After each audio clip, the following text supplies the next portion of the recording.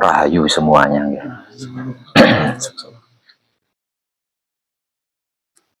Untuk malam ini ada yang mengalami kesulitan? Nggak ada.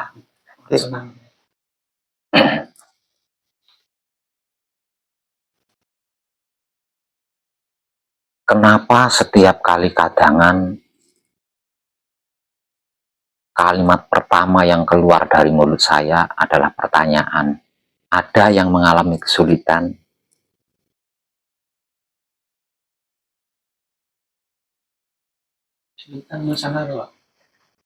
Karena apa yang sedang kita kaji bersama ini adalah puncaknya Telaga Tanjung, tertinggi. Jadi tidak gampang, Mas, ya. Tidak gampang. Kalau tidak ada yang bersedia menemani panjenengan dengan tulus, nggak akan bisa panjenengan mencapainya sendiri, itu nggak akan bisa. Makanya saya nggak pernah bosan selalu bertanya, ada yang mengalami kesulitan? Dan ketika saya bertanya seperti itu adalah kesempatan buat panjenengan untuk bertanya. Karena saya toko, saya punya apapun yang panjenengan butuhkan. Jadi mana ada toko yang nawarin ke pembeli. Jadi kalau panjenengan tidak nanya, saya tidak bisa memberi gitu loh. Makanya saya selalu mengawali kadangan dengan bertanya, ada yang mengalami kesulitan? Itu kesempatan sekali buat panjenengan untuk bertanya tentang apapun gitu ya. Terutama tentang manekung atau gembleng yang sedang panjenengan lakukan di pesanggeran ini. Itu maksud saya. Namun jarang sekali orang yang menggunakan kesempatan ketika saya bertanya, ada yang mengalami kesulitan? Saya akan satu. Sebentar dulu, simak dulu saya. Itu. Jadi mohon maaf,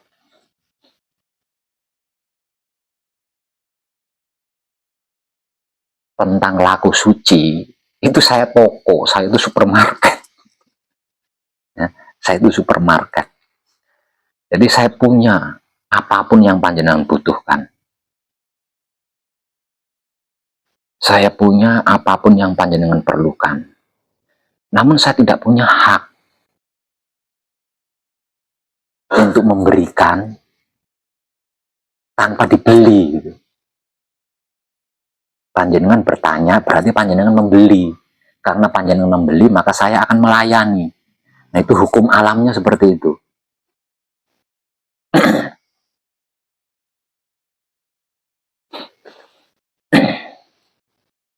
Ini enggak di pesanggerahan, enggak di luar sana, sama. Setiap kali saya kadangan, kalimat pertama yang saya sabdakan melalui mulut saya adalah pertanyaan, ada yang mengalami kesulitan? Ketika mulut saya berkata seperti itu, berarti supermarket ini saya buka nih. Nah, saya siap melayani. Jadi mengenal diri itu sesungguhnya tidak bisa ditempuh sendiri, itu tidak bisa. Harus ada saksi di situ. Kalau sendiri berarti nggak ada saksi kan. Mungkin panjenengan pernah mendengar sejarah perjalanan dari pendahulu kita yang diabadikan, yaitu Isra Mi'raj, yang pernah dilakukan oleh Nabi Muhammad di era itu. Apakah Nabi Muhammad waktu itu Isra Mi'raj Tidak ada yang menemani. Ya. Ada yang menemani. Artinya perjalanan ini tidak bisa dilakukan sendiri. Harus ada saksi. Harus ada saksi. Karena ini gaib. Harus ada saksi. Dan yang menemani Nabi Muhammad, Allah itu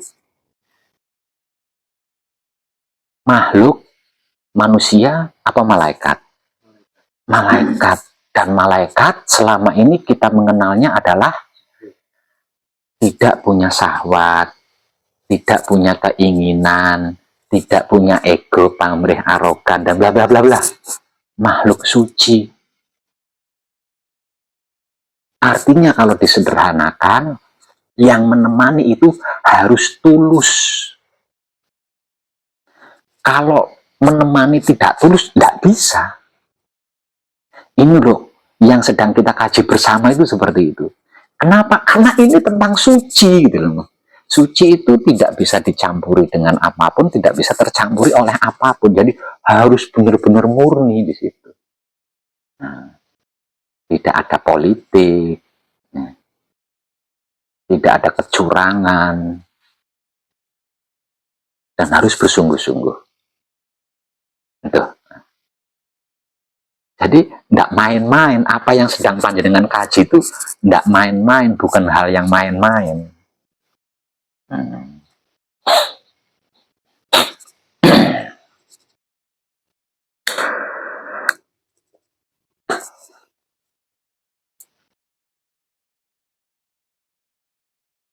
Apakah semuanya pernah melakukan patrap samadhi dalam keadaan hujan seperti tadi?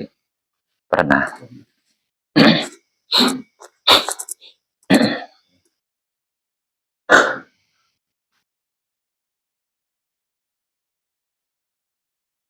Proses manusia hidup di dunia ini adalah keinginan.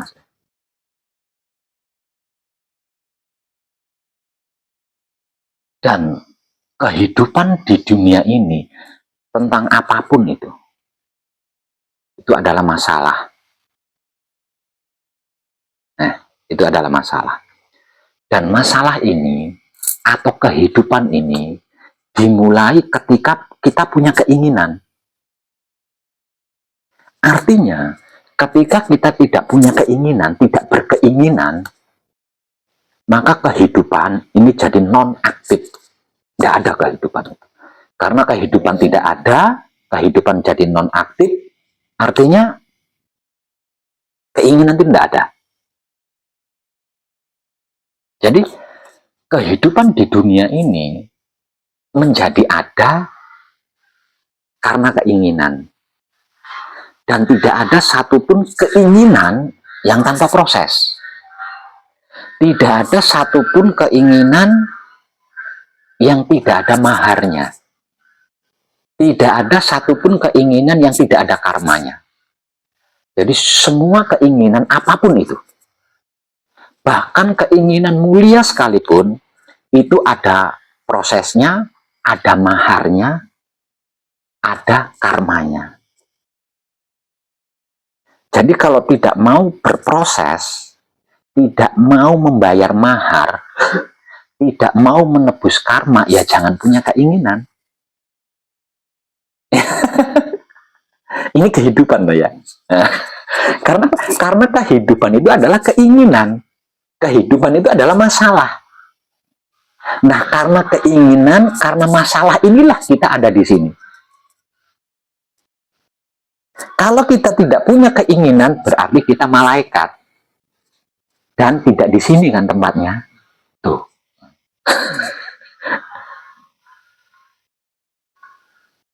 Karena keinginan inilah kita berada di sini. Sebab, kalau manusia tidak punya keinginan, lebih mulia dari malaikat. Nah, malaikat tidak punya keinginan, wajar. Karena dia tidak punya jenis kelamin. Ya enggak? Lah, manusia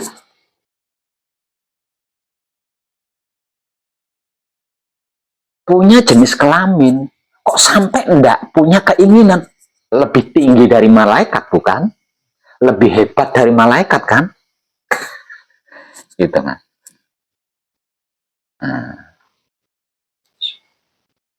Nah, di sini yang membedakan antara kita yang punya wujud ini dengan malaikat. Nah, bedanya di situ. Nah, kalau kita bisa menyempurnakan keinginan, kita itu lebih tinggi dari malaikat. Sebab karena itu, ada salah satu malaikat yang berupaya agar supaya kita selalu punya keinginan. Kenapa? Karena salah satu malaikat ini tidak ingin, tidak mau. Statusnya lebih rendah dari manusia itu tidak mau. Karena dia dicipta dari cahaya, sedangkan wujud kita dicipta dari tanah.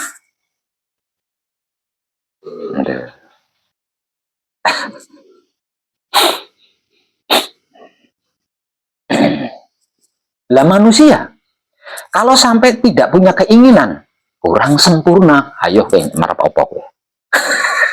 Punya keinginan salah, tidak punya keinginan salah. Nah.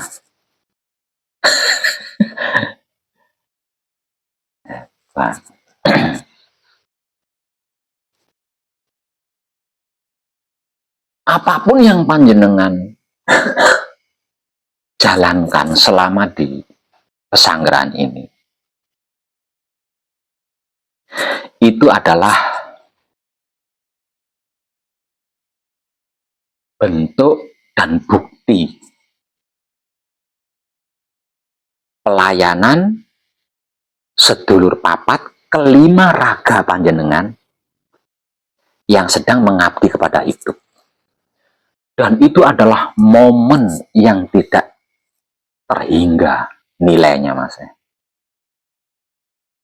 Maka seperti apapun kejadiannya, sadari sesadar-sadarnya bahwa raga panjenengan dan sedulur papat panjenengan sedang melayani hidup, sedang mengabdi kepada hidup. Sadari betul, jangan sampai ada satu saja pergerakan yang sia-sia.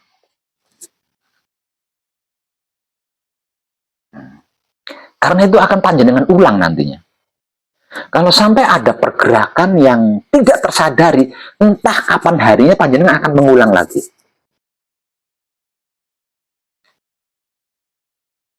Karena ini adalah kesempurnaan. Ini tentang kesempurnaan. Dan yang namanya kesempurnaan itu lengkap. Tidak ada sesuatu apapun yang tidak ada di dalam kesempurnaan itu.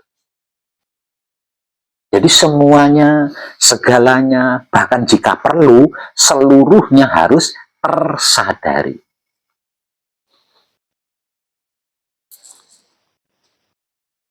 Tidak perlu memburu waktu. Slow, namun pasti.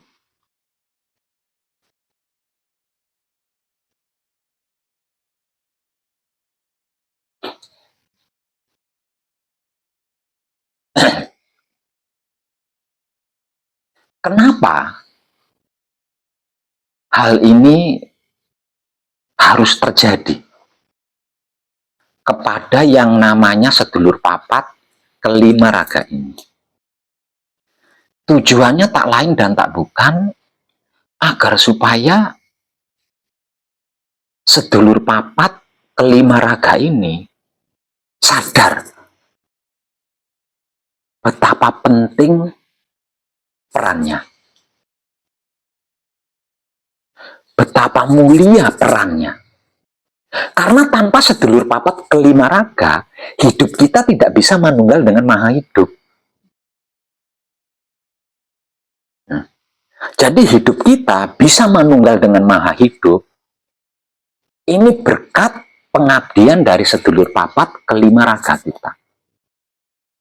Kalau kita sadar ini, maka kita tidak akan menyia-nyiakan satupun pergerakan. Karena itu momen yang sangat luar biasa. Ketika yang disebut manusia menyadari bahwa apa yang dia lakukan adalah bentuk dari pengabdiannya terhadap hidup, wow mas, itu keren sekali. Itu keren sekali.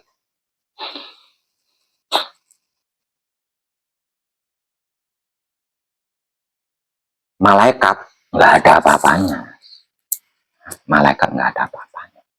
Malaikat saja, malaikat saja, kalau dia sampai punya keinginan, maka dia harus siap dilahirkan ke bumi ini. Nah, itu malaikat. Kalau malaikat sampai punya keinginan, maka dia harus siap untuk dilahirkan ke bumi ini. Sebaliknya sama. Kalau sampai manusia tidak bisa menyempurnakan keinginannya, maka dia harus siap untuk mati, meninggalkan dunia ini.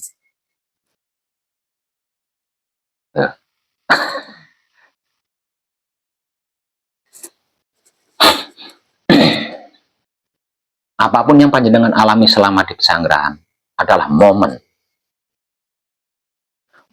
yang sangat bermakna, momen yang sangat berharga, karena apapun yang panjenengan alami selama di pesanggrahan itu nantinya akan menjadi motivasi, akan menjadi solusi ketika panjenengan punya keinginan. Nah, siapapun dia, kalau sudah menunggal jati, ini suka ndak suka mas, ya, suka ndak suka, rela ndak rela, berarti seluruh masa lalunya dan yang semuanya itu adalah proses, ini selesai. Artinya setelah menunggal jati tidak ada proses. Namun sekali lagi saya nyatakan, kita ada di dunia, dan kehidupan di dunia adalah keinginan. Artinya, entah kapan waktunya, keinginan itu akan muncul dari diri seseorang yang sudah menunggal jati. Entah itu keinginan baik atau keinginan buruk. Yang pasti keinginan lah, keinginan. Yang pasti keinginan.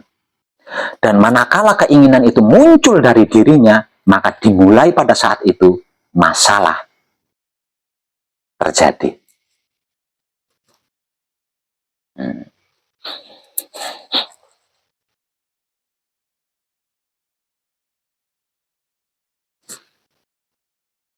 Dan ketika masalah ini terjadi, karena sesungguhnya manusia itu kan tidak diciptakan dari masalah.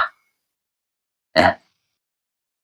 Nah, karena manusia itu tidak diciptakan dari masalah, maka ketika dia menghadapi masalah, berhadapan dengan masalah, maka di detik pertama dia panik atau bingung. Nah, kaget. Ini membuktikan kalau manusia itu tidak diciptakan dari masalah. Makanya ketika berhadapan dengan masalah, mendapat masalah, dia panik. Bingung. Nah, kepanikan atau kebingungan inilah yang tidak menutup kemungkinan membuat kita sebagai manusia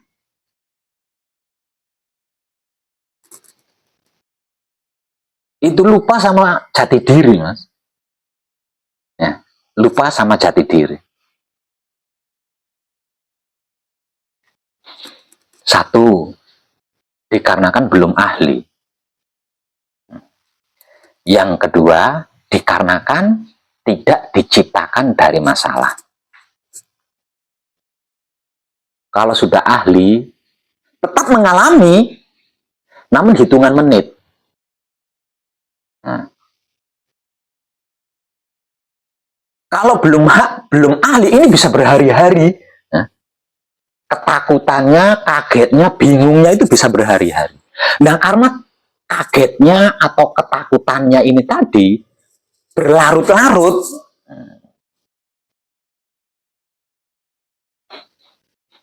maka muncullah banyak pilihan untuk menyelesaikan atau untuk menghadapi masalah itu. Salah satunya dukun, paranormal, ahli motivasi, sesepuh, tempat keramat, dupa, sesaji, laut kidul. Itu salah satu pilihannya. Itu beberapa pilihannya tuh muncul semua. Dan yang pasti, kalau belum ahli, kita tidak akan memilih diri kita. Kita tidak akan memilih jati diri kita. Nah, kita akan lebih memilih Android sebagai pelarian. Kita akan lebih memilih tempat-tempat keramat, punden-punden sebagai pelarian. Kita akan lebih memilih dukun, paranormal, sesepuh sebagai penyelesai masalah tersebut. Lupa sama wahyu pancagaibnya, lupa sama jati dirinya. Bahwa tanpa jati diri, kita tidak bisa apa-apa. Itu lupa, Mas. Karena kaget, terkejut. Gitu. Ketika masalah itu datang. Lah, di sini perannya sabdo dawuh dari beliau. Beliau adalah manusia pertama yang berhasil menyempurnakan wahyu pancagaib. Lah, di titik inilah ranah sabda dawuhnya beliau yang berbunyi, ono opo-opo kunci, ora ono opo-opo tetap kunci. Namun karena manusia tidak diciptakan dari masalah, ketika diberi masalah, dihadapkan dengan masalah, kaget, dia panik. Nah, ini yang menyebabkan ora ono opo-opo kunci, ono opo-opo. Melayu ning dukun paranormal.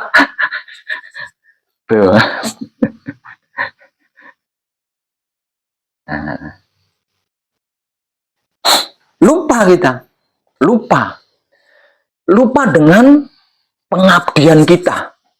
Ketika kita berupaya mengenal wahyu pancagaib itu apa dan bagaimana arti maksudnya, wahyu pancagaib itu kemana arah tujuannya.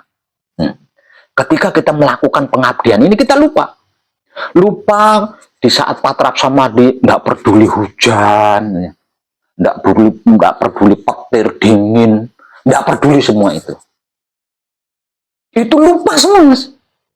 Lupa semua. Yang ada di pikiran otaknya, oh kadang sepuh, dia ahli memberikan motivasi. Dukun sana, katanya baru viral, sedang terkenalnya, pasti sabdone sabdo dadi. Yang ingat itu ke sana, bukan ke dalam, ke sana, keluar. Keluar semua, nggak ada yang ke dalam, itu nggak ada. Sehingga ketika dihadapkan dengan sebuah masalah, ora ono opo-opo selalu kunci. Ono masalah bukan kunci. Artinya kita sudah selingkuh dari jati diri kita. Kita sudah mengkhianati jati diri kita, kita sudah mengingkari jati diri kita yang awalnya panjenengan memulainya kayak itu tadi ya. Patrap samadhi sambil hujan-hujanan, itu kenapa panjenengan lakukan itu? Namun momen-momen itu akan hilang ketika panjenengan dihadapkan dengan masalah.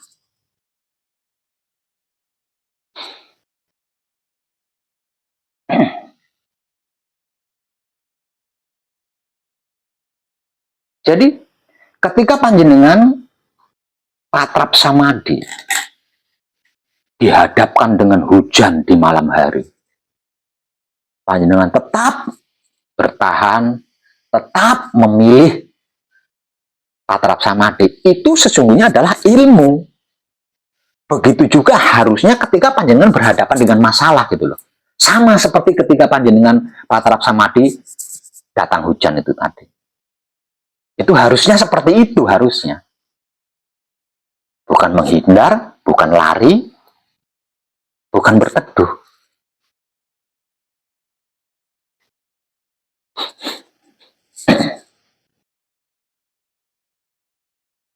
Dan betapapun hujannya, pada akhirnya reda kan?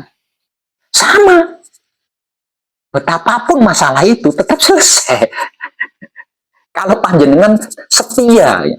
Kalau panjenengan setia tuhu di Wahyu Pancakait, betapapun itu masalah tetap selesai. Tanpa meninggalkan luka yang rasanya sakit.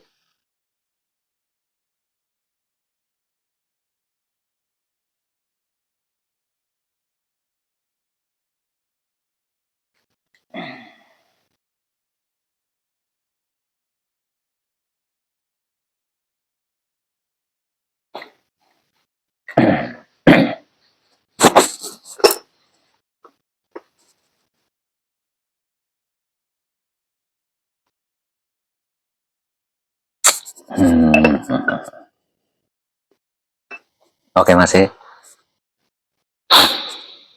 Jadi sebagai seorang teman yang sedang berusaha menemani perjalanan spiritual panjenengan, sekali lagi saya berbincang, percayai Wahyu Pancagaib yang tak lain dan tak bukan itu adalah jati diri panjenengan. Percayai, yakini, andalkan dia. Jangan pernah mengkhianati dia, apapun yang terjadi. Karena yang bisa menghadapi kehidupan, yang bisa menghadapi masalah, itu adalah jati diri panjenengan. Selain jati diri panjenengan, selain Wahyu Pancagaib, nggak bisa. Nggak bisa.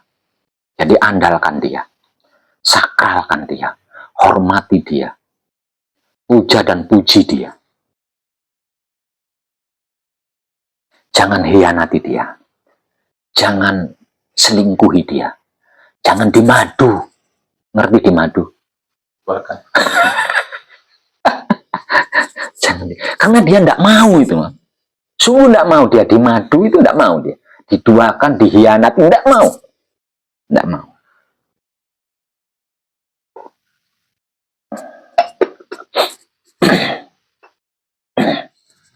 Dan ingat, dia adalah datnya yang dimaksud Tuhan.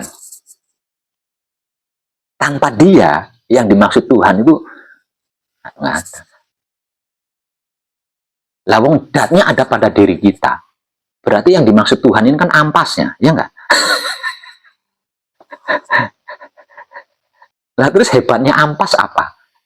Hebatnya ampas tanpa dat apa? Jadi selama ini kita itu memuja, memuji, mensakralkan ampas. Ampasnya yang kita sakralkan, ya? Yang kita puja-puji ampasnya, bukan datnya. Padahal tanpa dat, ampas ini kan busuk, ya enggak? Ya? Tanpa dat, lambat atau cepat, ampas ini akan menjadi busuk.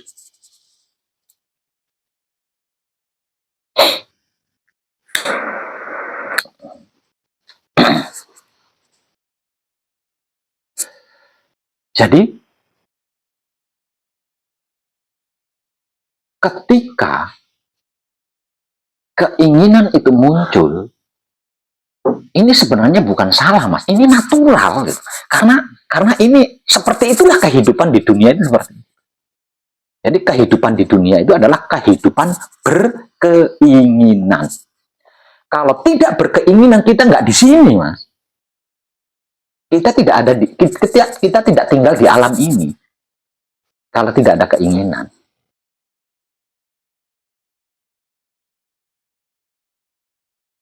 Artinya kita sedang tinggal di dunia keinginan, di alam keinginan.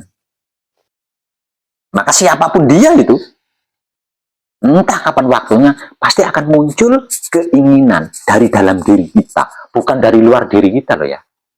Apapun itu. Apapun itu.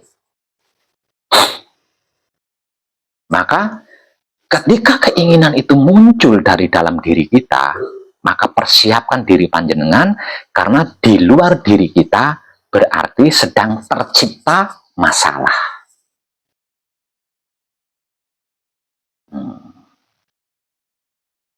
Dan tidak ada satupun masalah, tidak ada satupun keinginan yang tidak ada prosesnya.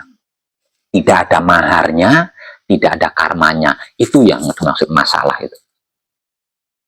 Jadi masalah itu adalah proses.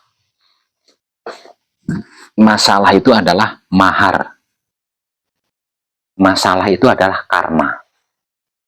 Jadi saya ulang, kehidupan adalah proses. Secara simpel, ya. Kehidupan adalah proses. Proses apa? Perjalanan. Isra. Perjalanan raga. Itulah kehidupan. Jadi tidak ada satupun keinginan yang salah. Karena keinginan adalah proses perjalanan raga, bukan jiwa loh mas ya. Proses perjalanan raga.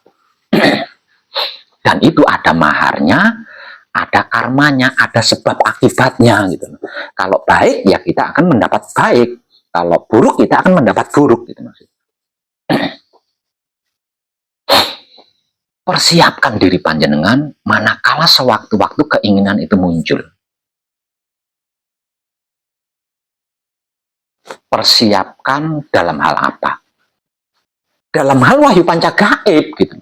Jangan lari keluar, jangan menghindar keluar, apalagi sampai mencari keluar. Seperti halnya ketika panjenengan Patrap Samadhi datang hujan itu tadi loh. Itu contohnya.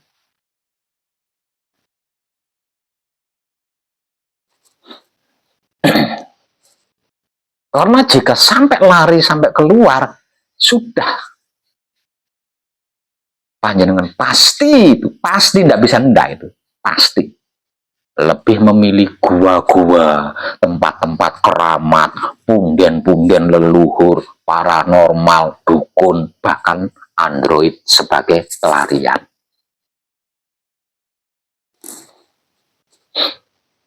Nggak tahu pergi kemana itu ponco gaibnya.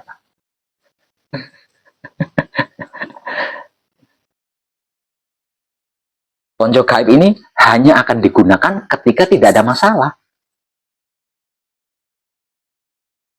Menggunakan wahyu panca gaib, menggunakan jati diri ketika tidak ada masalah, itu sama halnya menghina. Sama halnya menghina wahyu panca gaib, itu tidak ada manfaatnya apa-apa. Sama halnya menganggap wahyu panca gaib itu tidak bisa apa-apa. Wahyu panca gaib itu berat. Nah buktinya hanya digunakan ketika tidak ada masalah saja. Kalau sedang ada masalah, tidak yakin, ragu menggunakan wahyu panca gaib itu, ragu kalau sedang ada masalah. Iya kalau selesai masalahnya. Nah kalau nggak selesai nanti bagaimana? Itu penghinaan penghinaan paling jelas itu. Penghinaan yang paling jelas terhadap wahyu panca gaib.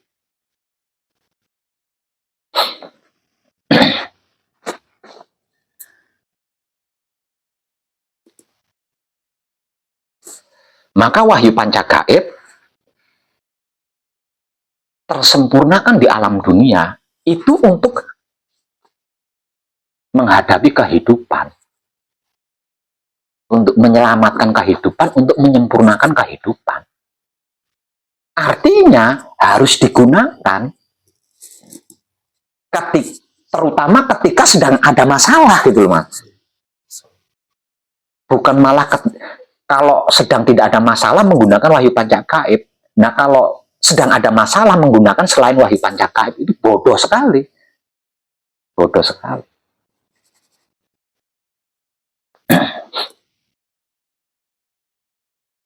Nah, kalau caranya seperti itu, tekniknya seperti itu, lalu kapan kita bisa membuktikan kehebatan wahyu pancagaib? Ya enggak? Lewang wahyu pancagaib itu adalah 5 potensi maha dasar dari yang dimaksud Tuhan. Lah terus hebatnya apa? Kalau tidak pernah kita gunakan ketika kita sedang menghadapi masalah, ketika kita sedang berkeinginan, punya keinginan. Berarti kan kita menganggap bahwa wahyu pancagaib itu tidak bisa mewujudkan keinginan kita. Kita menganggap bahwa wahyu pancagaib itu tidak bisa menyelesaikan masalah kita. Lah buktinya nggak mau menggunakan.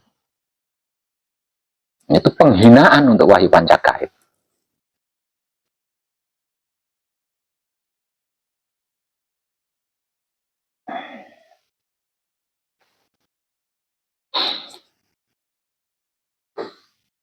Ada pertanyaan tentang ini?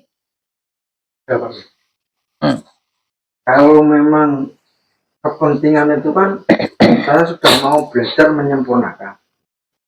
Ya, cara menggunakan wahyu pancagaib menghadapi masalah apa? Kita panggil dulu papaku, ayo perang, ayo menghadapi masalah, apa seperti itu, Pak? Caranya. Tadi kan panjenengan patrap samadi. Ya.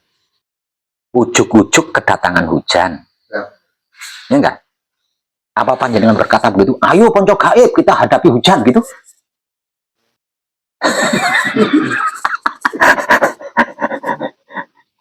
Kan kebiasaan lama kan kita pakai doa. Ini kan berarti nggak perlu diajak gitu ya. Artinya. Kebiasaan lama kalau berdoa kan kita ada masalah apa kan sedikit ini, kalau ini kan apa bagaimana itu maksudnya? Panjenengan tetap patrap, tetap menggunakan wahyu pancagaib tanpa harus memerintah wahyu pancagaib. Ayo menghadapi masalah, ayo menghadapi hujan. Tadi itu kan contoh real itu contoh real itu.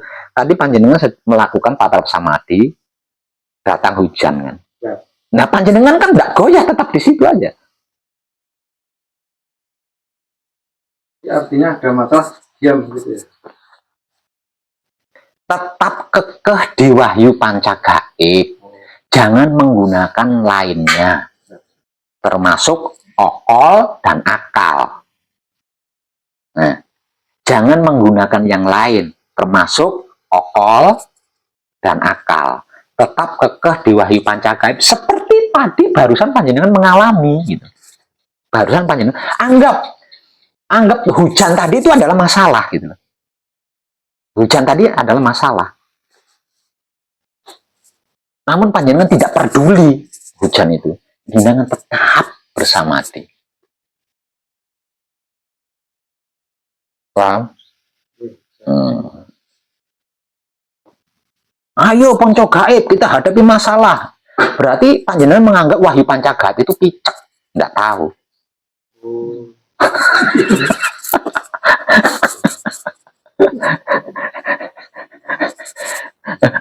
yang menjadikan mata kita bisa melihat ponco gaib kok.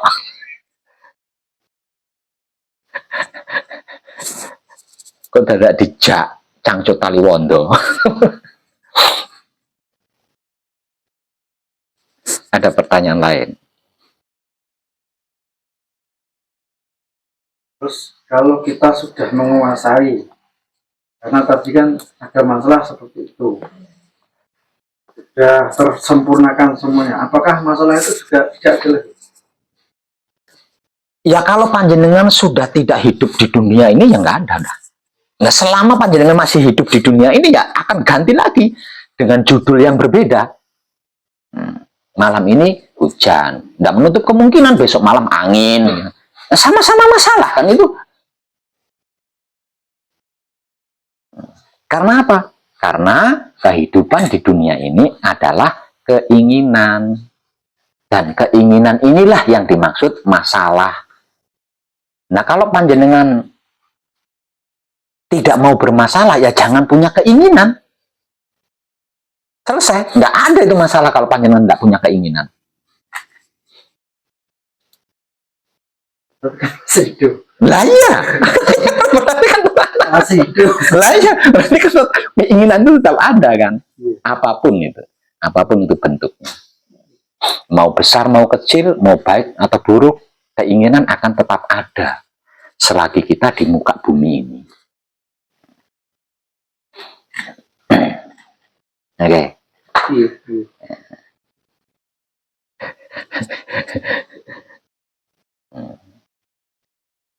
Padahal, nah ini hebatnya itu di sini, hebatnya di sini. Tanpa diingini sekalipun, manusia adalah bentuk fisik makhluk yang paling sempurna dibanding makhluk-makhluk lainnya. Artinya, apapun itu ada pada diri manusia. Lalu untuk apa ingin? Nah, kok bisa ingin? Lalu dia adalah lengkap. Ingin berarti merasa ada satu yang tidak ada pada dirinya. Ada salah satunya tidak ada pada dirinya, makanya muncul keinginan itu. Iya enggak? Kalau manusia sadar ini, ya sesungguhnya malu. Ingin itu malu. Ingin berarti kan tidak tahu bahwa apa yang diinginkan itu ada pada dirinya. Berarti kan nggak tahu. Nah, kalau tahu apa yang diinginkan itu ada pada dirinya, haruskah ingin? Nah. Haruskah ingin? Lawang tahu apa yang diinginkan itu ada pada dirinya. Haruskah ingin? Ya, sebenarnya ya enggak kan? enggak. Tinggal ngambil kan? Tinggal ngambil. Berarti ingin ini karena tidak tahu. Nah, itu dia.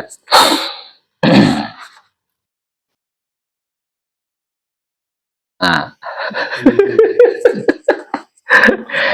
Di sini perlunya manunggal jati. Jadi manunggal jati itu adalah keadaan di mana kita bisa mengetahui jati diri kita yang super komplit itu tadi.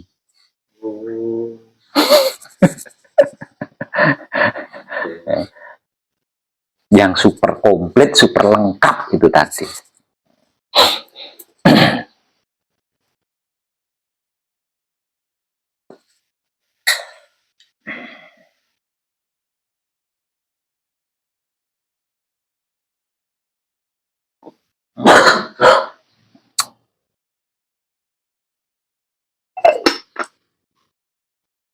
Ada pertanyaan lain? Berarti kalau zatnya bermasalah, berarti ampasnya zat itu berarti juga bermasalah? Tidak ada zat bermasalah, itu tidak ada. Ya, tadi keinginan kan di dalam hati. Katanya tadi ada zat itu apa? Menurut panjenengan zat itu apa? Zat itu bahan baku.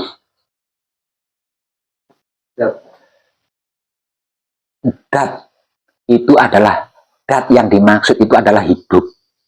Jadi hidup kita itu zatnya maha hidup. Hidup kita itu ruhnya maha hidup. Zat ini yang dimaksud adalah ruh.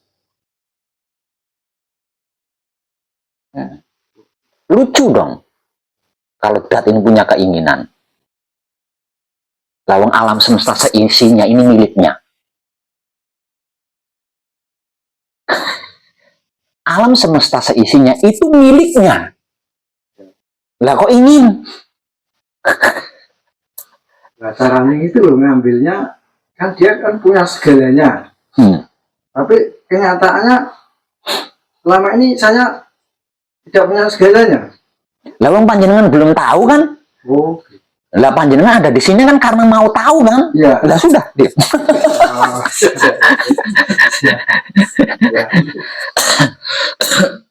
Nah, semua manusia yang belum tahu seperti itu.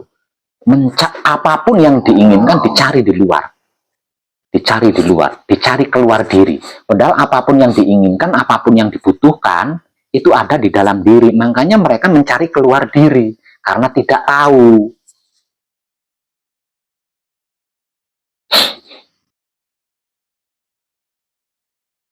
Oke. Hmm. Jadi keinginan itu adalah dari 4 anasir kita yang merasa khawatir pada tubuhnya atau rumahnya kalau-kalau tersakiti, kalau-kalau kekurangan dan lain sebagainya.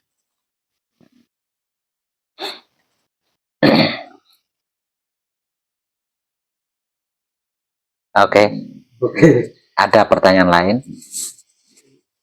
Bagaimana caranya menjaga manunggal jati? Kan manunggal jati kan kesempurnaan. Kan ada yang sisi baik, sisi tidak baik. Cara menjaganya gimana? Nah, itu tadi.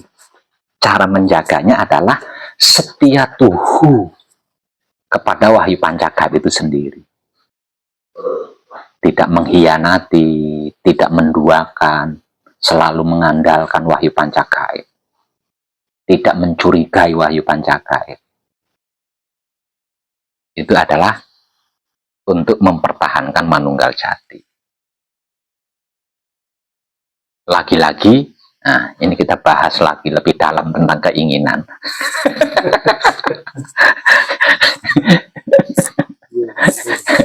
Ya, karena tidak ada satupun manusia hidup di dunia ini yang tidak punya keinginan. Ya, apapun loh itu ya. Apapun itu.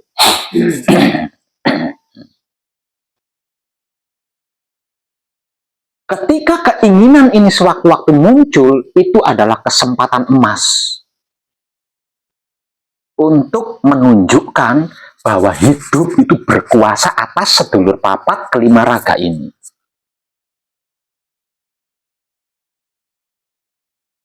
Tanpa adanya keinginan, hidup tidak punya alasan untuk menunjukkan kuasanya kepada sedulur papat kelima raga kita. Dia tidak punya alasan. Tanpa alasan, jika hidup ini menunjukkan kuasanya kepada sedulur papat kelima raga, maka hidup ini akan masuk ke ranah pamrih. Maka dia suci. Jadi dia tidak bisa masuk ke ranah ego, masuk ke ranah pamrih, masuk ke ranah arogan. Itu dia tidak bisa. Itu bukan dunianya. Ya, itu bukan dunianya. Jadi dia butuh alasan untuk memperkenalkan sejatinya dia kepada sedulur papat kelima raga yang sedang melayaninya. Nah, yang sedang melayaninya. Nah, kalau sampai hidup ini memperkenalkan siapa dirinya yang sejati kepada sedulur papat kelima raga tanpa alasan, nah, wong gue pengen, wong kamu saja masih ingin saya kenali kan? Berarti lebih hebat aku. Jatuh wibawahnya itu.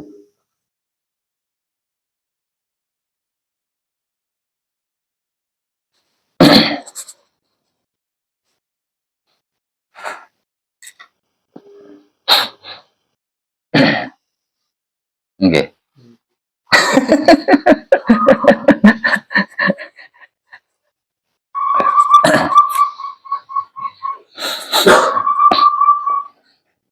Jadi kesimpulannya, ketika keinginan ini muncul, apapun itu,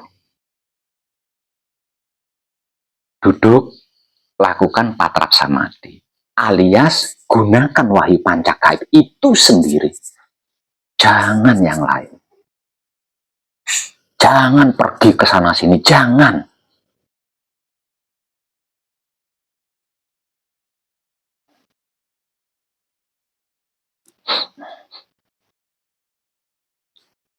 Karena itu kesempatan emas. Dengan menggunakan wahyu pancagaib itu sendiri, berarti hidup plus pelayannya, yaitu sedulur papat kelima raga, ngeriung kadangan kan, nggak pergi kemana-mana kan, kadangan. Maka terjadilah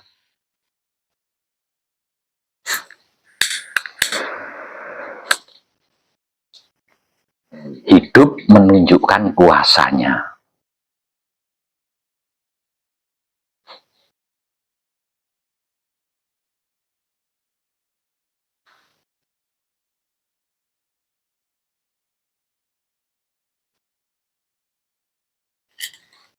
Lebih dalam.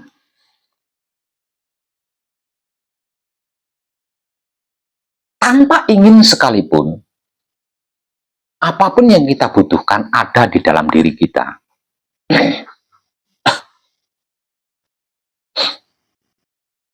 Nah, karena apapun yang kita butuhkan ada di dalam diri kita, harusnya kan ingin itu nggak ada. Ingin itu nggak ada. Lawang tinggal melakukan.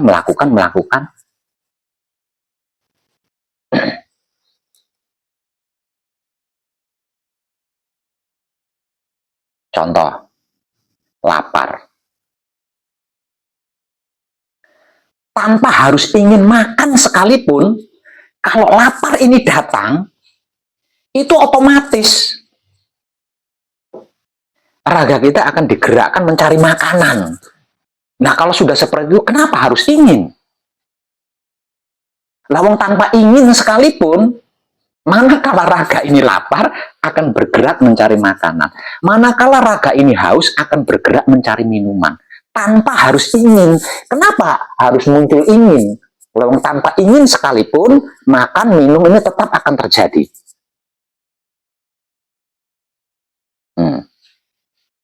Tetap akan terjadi. Walaupun tidak ingin. Gitu.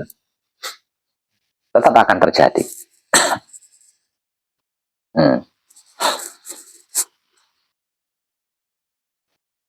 Kebelet beol, kebelet pipis. Kenapa harus ingin? Loh, tanpa ingin sekalipun, pasti ke toilet. Kenapa harus ingin? Gitu loh. Ya enggak?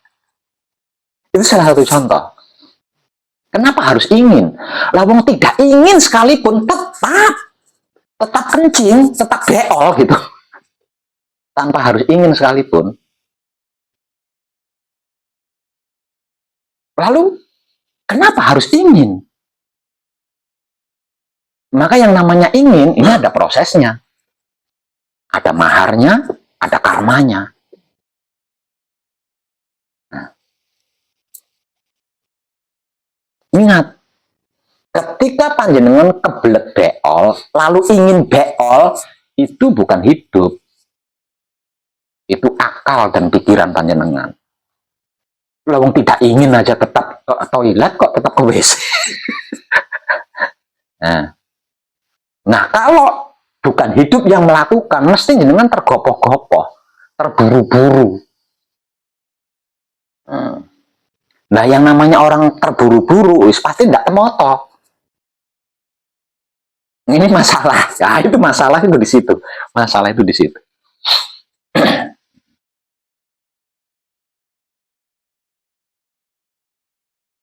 Jadi, bagaimana menghadapi ingin ini tadi? Tak lain dan tak bukan, tidak ada cara lain, teknik lain, jalan lain, solusi lain, itu tidak ada.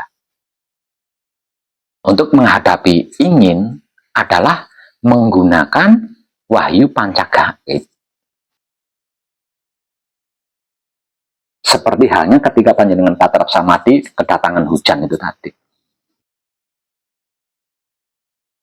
Tanpa harus berkata-kata.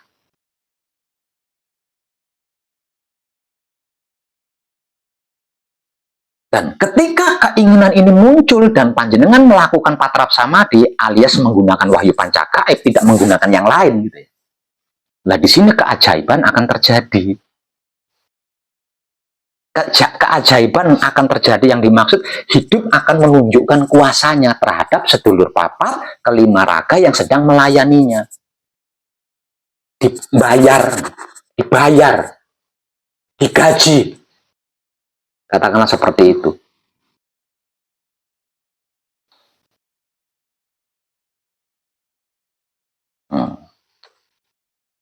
Momen di mana kita menggunakan wahyu pancagaib atau kita melakukan patrap samadhi ketika dalam keinginan Oh, ini pelatihannya para dewa ini.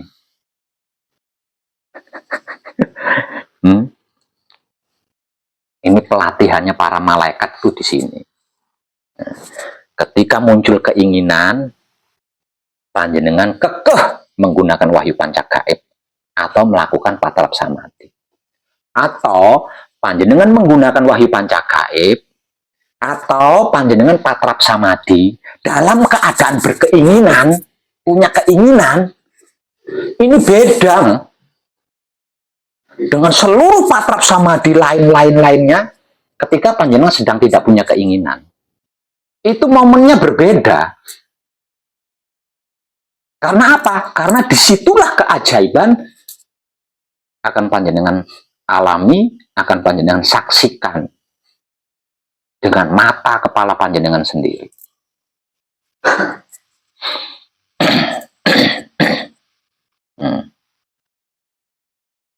Ini bisa dibuktikan, ini panjenengan bisa membuktikan.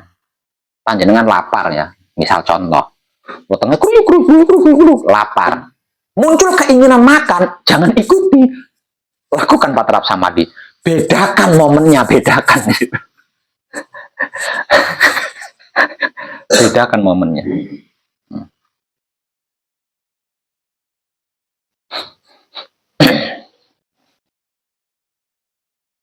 Jadi secara spiritual keinginan adalah anak tangga, keinginan adalah jembatan.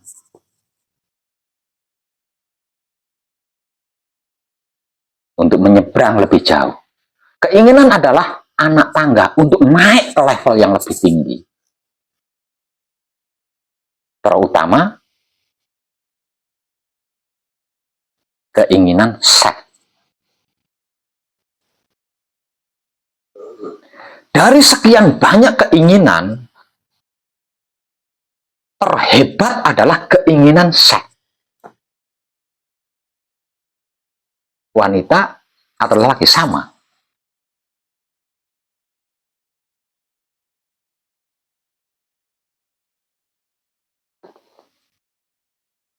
Dari sekian banyak keinginan, termasuk ingin makan, ingin kencing, bla bla bla itu tadi ya. Dan keinginan terhebat kalau diwujudkan tangga emas. Kalau diwujudkan jembatan berlian adalah keinginan seks. Ketika keinginan seks ini muncul dan panjenengan gunakan momen itu untuk melakukan patrap samadhi, silahkan buktikan sendiri keajaiban apa yang akan panjenengan peroleh, yang akan panjenengan saksikan.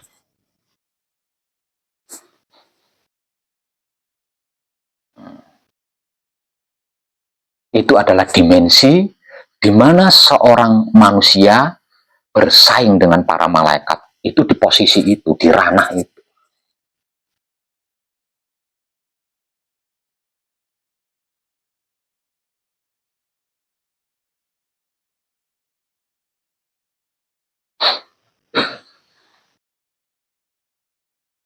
Dan ketika panjenengan lebih memilih wahyu panca gaib, lebih memilih melakukan patrap samadhi ketimbang mengikuti keinginan seks itu,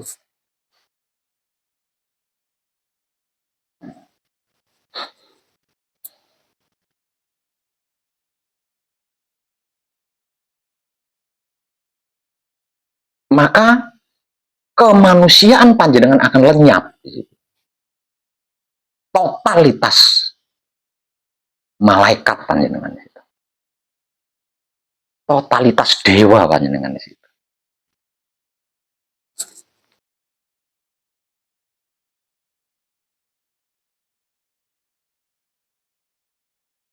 Karena satu-satunya keinginan yang tidak bisa ditahan oleh makhluk bernama manusia adalah seks. Artinya keinginan tertinggi. Keinginan tertinggi. Namun mayoritas manusia tidak menggunakan momen itu untuk mencapai tingkatan tertinggi.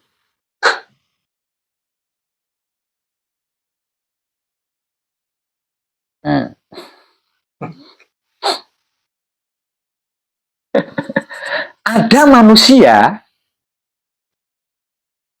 yang senantiasa menggunakan momen ini untuk mencapai tingkatan tertinggi, maka buktinya wujud saya ini. Ini buktinya.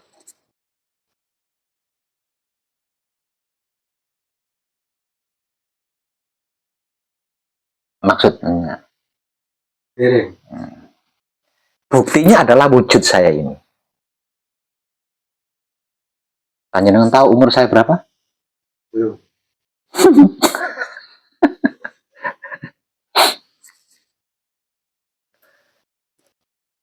Saya sudah mbah. Namun pasti panjenengan mengasumsi saya masih bujang. Iya. Ya enggak? Nah, ini buktinya. Itu yang paling menonjol. Itu yang paling menonjol. Yang tidak menonjol, pengetahuan kita bisa menembus dinding apapun, bahkan tembok Berlin sekalipun.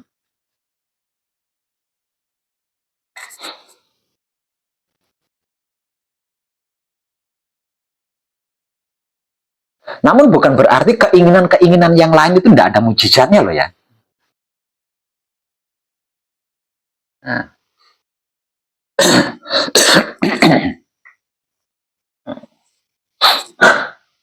Nah, alasan inilah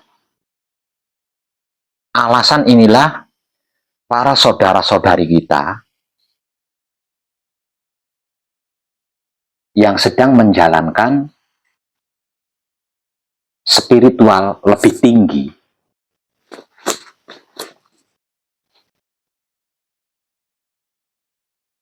Itu memilih ngejomblo. Tahu ngejomblonya? Tidak berpasangan. Karena berharap keinginan itu lebih sering muncul. Nah, karena tidak pernah terlampiaskan kan? Maka keinginan seks akan lebih sering muncul. Artinya mereka selalu mendapatkan kesempatan emas untuk mempertahankan kemanunggalan. Namun sayang, kemanunggalan yang dipertahankan bukan manunggal jati. Dan tekniknya aneh. Nah, tekniknya aneh. Sama seperti yang sudah saya sampaikan tadi. Malaikat tidak punya ego, pamrih, arogan, biasa karena dia tidak punya kelamin. Nah, manusia yang punya kelamin, kok sampai tidak punya ego, pamrih, arogan, lebih hebat dari malaikat. Sama tadi. Ngejomblo, memanfaatkan momen itu biasa. Ini tidak jomblo, namun bisa memanfaatkan momen itu. Wow.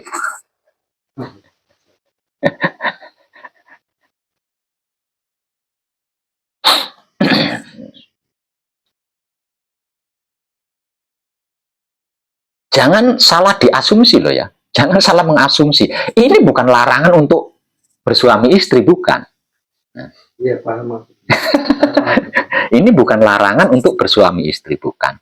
Bukan larangan untuk tidak bersenggama, bukan. Ini tentang momen terbaik untuk mencapai tingkatan yang lebih tinggi. Adalah memanfaatkan keinginan seks untuk melakukan patrap samadhi. Bergetar itu, Mas. Bergetar.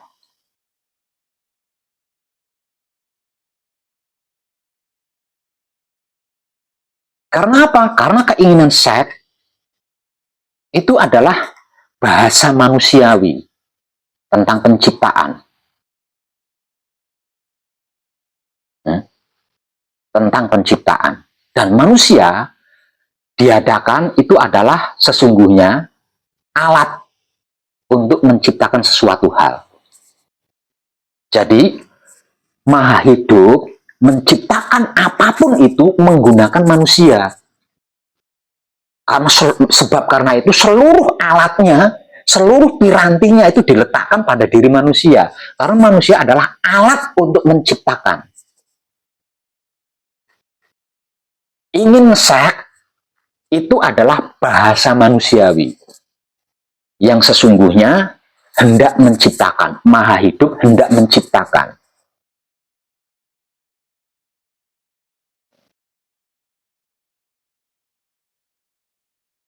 Atau seks kata lain dari penciptaan. Kata lain. Kata lainnya penciptaan adalah seks atau senggama.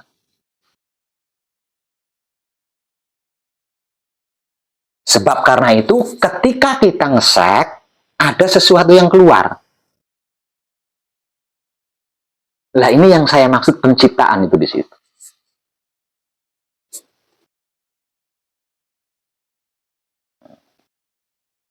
Nah, kalau keinginan seks ini dikendarai oleh akal dan pikiran kita, maka yang keluar air. Bukan keselamatan, bukan kesempurnaan.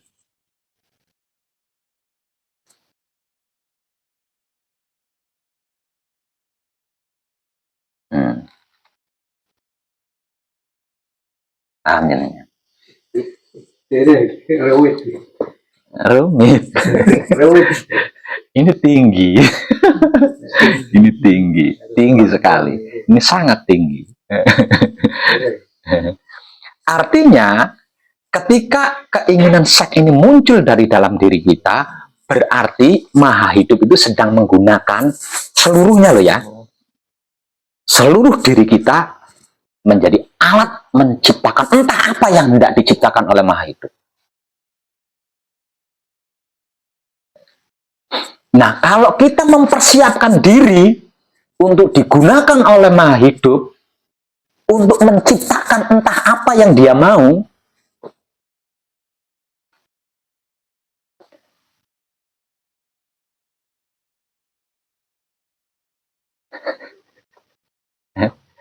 kita selingkuh, katakanlah ya, kita selingkuh. Kita selingkuh. Maka apapun yang kita pikirkan jadi, karena itu adalah dimensi penciptaan. Itu adalah dimensi penciptaan. Apa yang kita pikirkan jadi. Bukan apa yang kita inginkan loh ya. Apa yang kita pikirkan terjadi, karena itu adalah ranah penciptaan, itu adalah dimensi penciptaan. Nah, ranah penciptaan atau dimensi penciptaan ini bisa kita gunakan untuk mengambil apa yang kita butuhkan yang kita belum bisa tahu.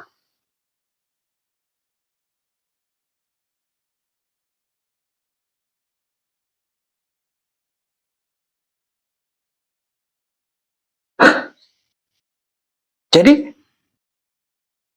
keadaan sucinya manusia itu justru ketika keinginan seks ini muncul, itu manusia sedang berada di ranah suci di situ. Dan urusannya hanya dengan Maha Hidup, tidak dengan makhluk lain. Tidak dengan makhluk lain. Ketika keinginan seks ini muncul, manusia sedang berada di ranah Tuhan, di ranah Maha Suci. Di dimensinya Maha Suci.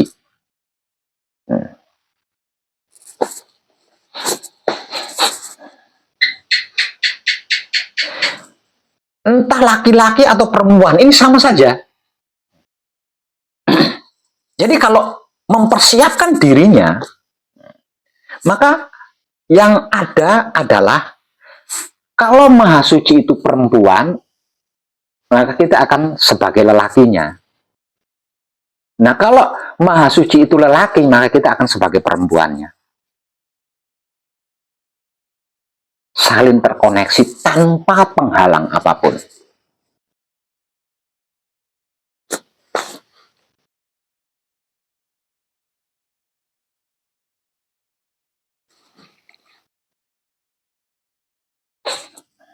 Nah, kalau kita tidak mempersiapkan diri untuk Maha Suci, untuk digunakan oleh Maha Suci, yang tercipta adalah masalah.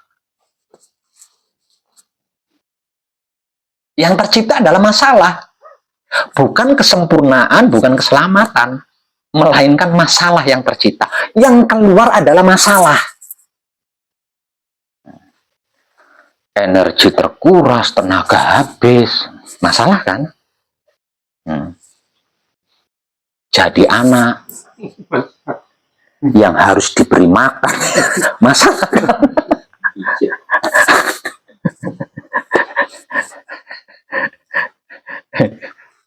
Masalah. Kalau tidak seimbang, diremehkan pasangan, masalah kan?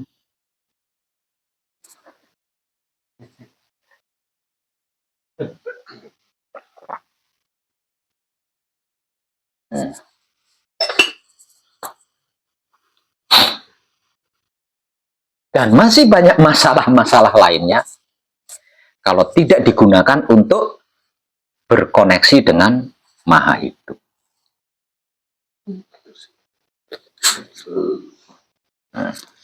Jadi entah itu laki-laki, entah itu perempuan, terlalu sering diberi anak tangga itu untuk mencapai Maha Suci. Diberi jembatan itu untuk mencapai Maha Suci. Namun sayang, anak tangga itu tidak digunakan untuk mencapai Maha Suci. Jembatan itu tidak digunakan untuk menyeberang mencapai Maha Suci. Digunakan untuk mencapai kepuasan sesaat yang itu resikonya akan ditanggung oleh wujud kita.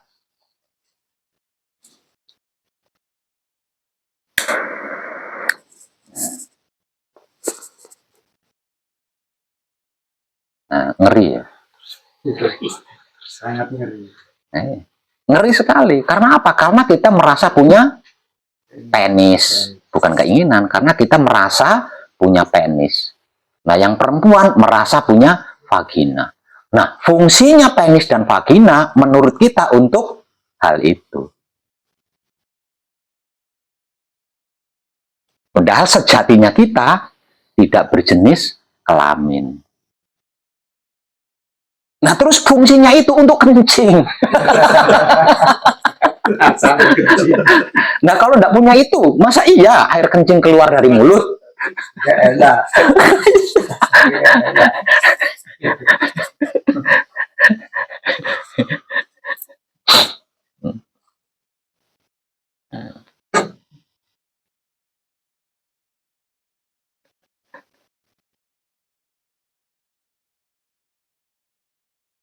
Nah, anak tangga atau jembatan ini hampir setiap saat diberikan oleh Maha Suci kepada kita. Entah sebagai lelaki maupun perempuan, sama saja. Namun sayang kita nyaris tidak pernah menggunakannya. Kita gunakan untuk kepentingan akal dan okol. Maka akal dan okol ini tidak langgeng, tidak abadi.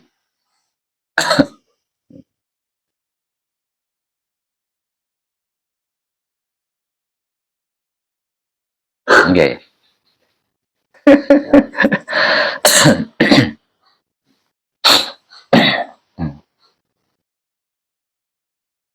Ada banyak sejarah yang bisa kita ambil hikmahnya. Bahwasanya para pendahulu kita yang hebat-hebat loh ini ya, yang hebat-hebat.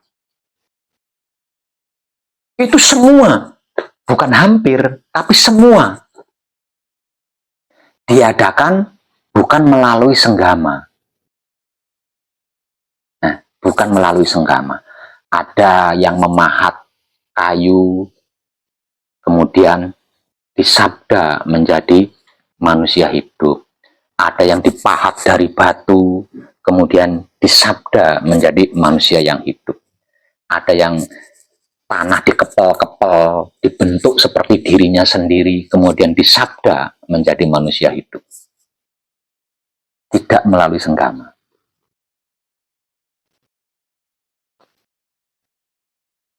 Itu para pendahulu kita yang hebat-hebat. Jadi tidak lahir dari rahim seorang manusia. Tidak tercipta dari syahwatnya seorang lelaki.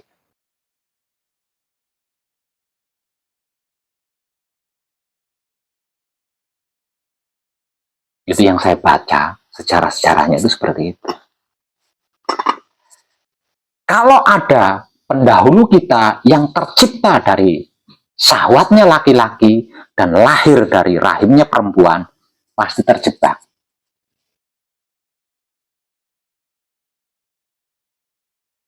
Salah satunya pendahulu kita yang selama ini kita kenal sebagai Musa atau Nabi Musa. Kurang apa hebatnya Nabi Musa? Tetap terjebak. Tetap terjebak. Karena Nabi Musa dicipta dari syahwatnya laki-laki dan lahir dari rahimnya perempuan.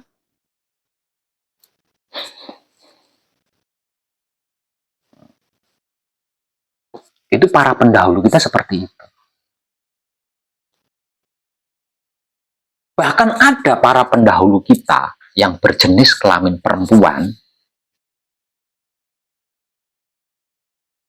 tanpa berhubungan, tanpa bersenggama dengan laki-laki bisa hamil. Kemudian lahirlah manusia hebat. Iya. Masih kurangkah bukti-bukti jejak yang ditinggalkan oleh para pendahulu kita?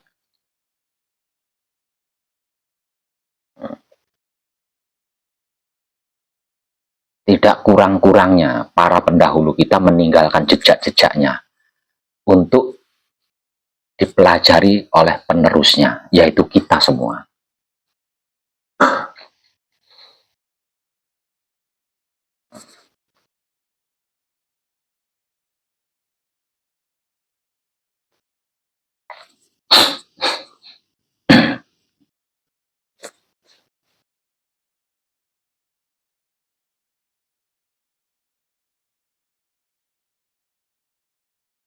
Sekali lagi, kesempatan ini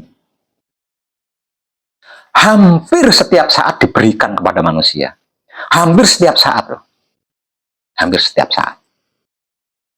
Namun sayang kesempatan yang hampir setiap saat diberikan oleh Maha Hidup ini, yang sudah bersuami istri digunakan untuk senggama.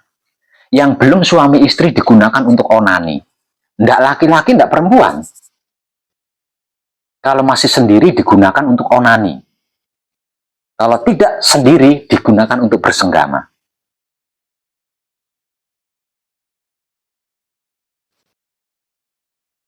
Dan di luar kesadarannya terciptalah masalah. Nah.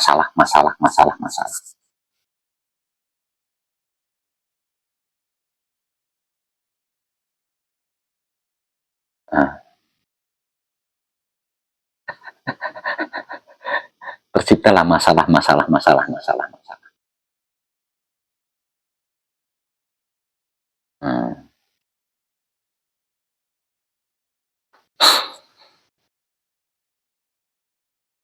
Dunia yang sedang kita tempati ini adalah pesanggrahan. Dunia yang sedang kita tempati ini adalah pesantren. Dunia yang sedang kita tempati ini adalah sekolahan. Dunia yang sedang kita tempati ini adalah padepokan atau perguruan.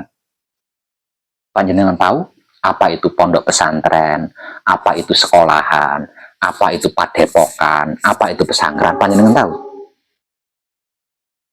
Semua itu adalah tempat belajar, bukan tempat tinggal.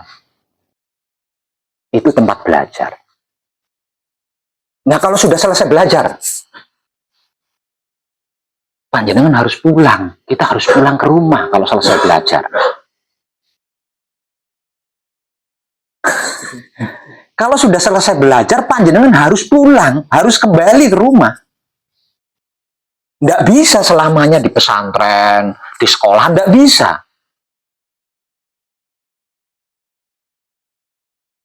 Kalau sudah selesai belajar, pesantren, sekolahan, padepokan akan dikosongkan. Nah, kalau panjenengan tidak pulang, ngapain?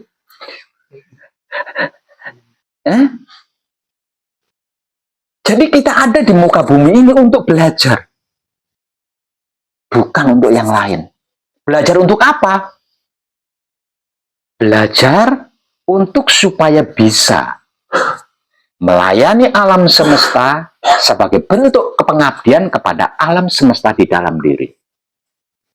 Melayani alam semesta di luar diri sebagai bentuk pengabdian kepada alam semesta di dalam diri. Kalau bisa melayani alam semesta di luar diri sebagai bentuk pengabdian kepada alam semesta di dalam diri, tidak perlu sekolah, tidak perlu belajar. Nah, karena belum bisa, makanya sekolah, makanya belajar. Dan yang dipelajari tak lain dan tak bukan adalah teknik-teknik, cara-cara untuk melayani alam semesta, bukan yang lain. Bukan belajar nipu, bukan belajar ngesek, bukan belajar, bukan belajar kerja, bukan belajar, bukan. Suka tidak suka itu. Suka Pak, suka tidak suka. Senang tidak senang.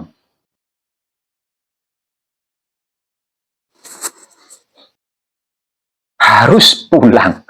Artinya tidak di sini lagi kan? Karena ini tempat belajar. Dunia ini adalah tempat belajar. Dunia ini adalah tempat mengkaji.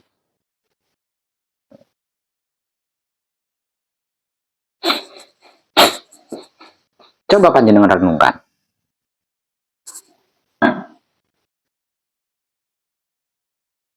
Di sekolahan, yang panjenengan lakukan hanya bekerja, makan, minum, kencing, beol, tidur, ngesek.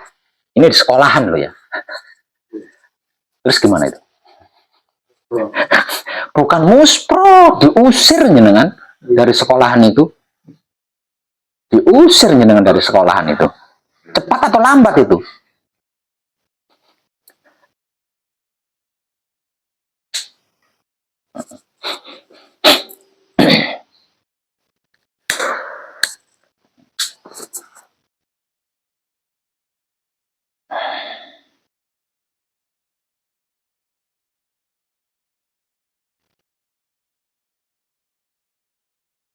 Ada pertanyaan tentang ini. Mari kita bicara lebih dalam tentang keinginan.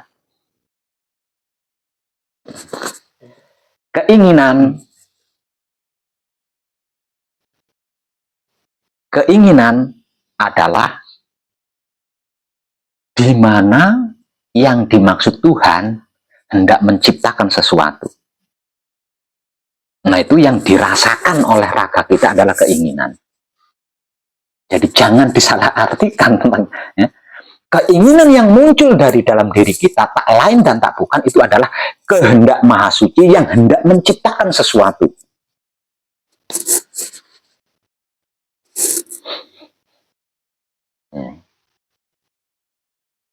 Misal keinginan punya motor. Berarti Maha Suci hendak menciptakan motor untukmu.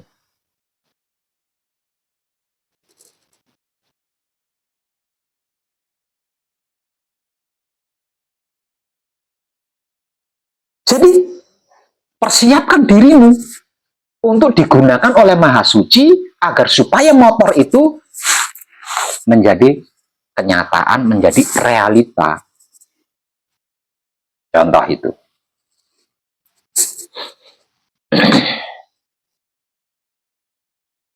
Ingin kaya raya. Cocok nih. Ingin kaya raya. Berarti Maha Suci hendak menciptakan kekayaan untukmu. Maka persiapkan dirimu. Karena alatnya adalah dirimu. Alatnya adalah dirimu. Maka persiapkan dirimu untuk digunakan oleh Maha Suci agar supaya Maha Suci tidak mengalami kendala, berhasil menciptakan kekayaan bagimu.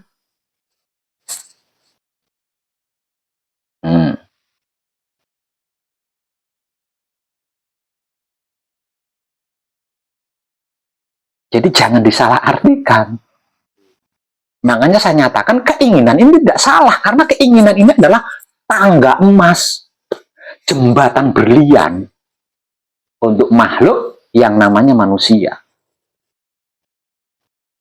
Karena dengan itu, dengan menaiki anak tangga itu, dengan menyeberangi jembatan itu, terhubung dengan yang dimaksud Tuhan.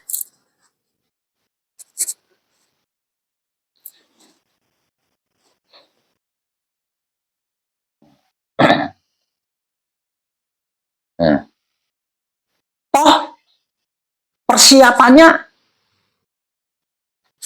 tidak pakai uang, ya, persiapannya tidak pakai uang, tidak pakai dupa, tidak pakai sesaji, terus tidak pakai surat izin,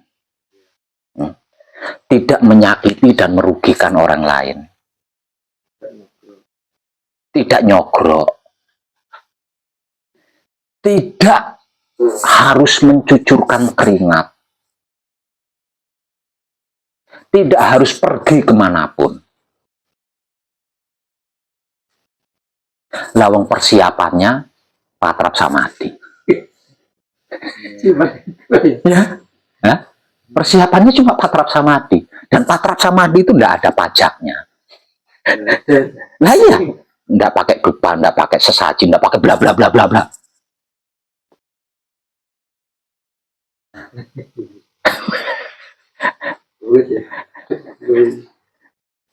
Nah, jadi kesempatan emas, kesempatan berlian ini paling sering diperoleh oleh orang yang sudah bersuami istri. Itu lebih sering. Yang sudah bersuami istri ini lebih sering mendapatkan jembatan emas ini, mendapatkan jembatan berlian ini. Kalau yang belum bersuami istri jarang, karena teralihkan dengan kesibukan-kesibukan lain.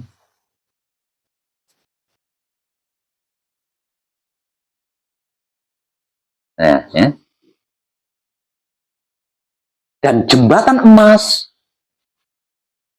jembatan berlian, tangga emas ini tidak bisa dirancang, karena dia wahyu, karena dia Maha Suci itu sendiri. Jadi jenengan tidak bisa merancang supaya muncul keinginan seks, saya nonton video porno, itu tidak bisa, seperti itu tidak bisa. Saya ngintip tetangga saya yang sedang, supaya keinginan saya tidak bisa dirancang seperti itu.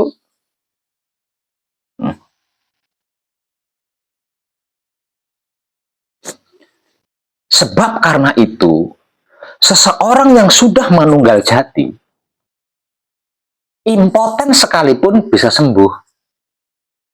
Karena apa? Karena untuk mendapatkan peluang ini, untuk mendapatkan peluang ini tadi. Nah, kalau impoten, perempuan impoten, laki-laki impoten, kesempatan emas ini kan nggak bisa dapat. Kesempatan tertinggi ini kan nggak bisa dapat. Makanya entah laki-laki entah perempuan impoten, nggak fungsi sawahnya itu bisa normal kembali.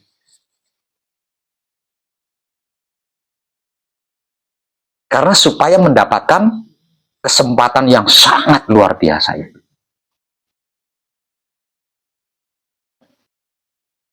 Jadi jangan dikira perempuan nggak bisa impoten itu. Bisa, perempuan juga bisa.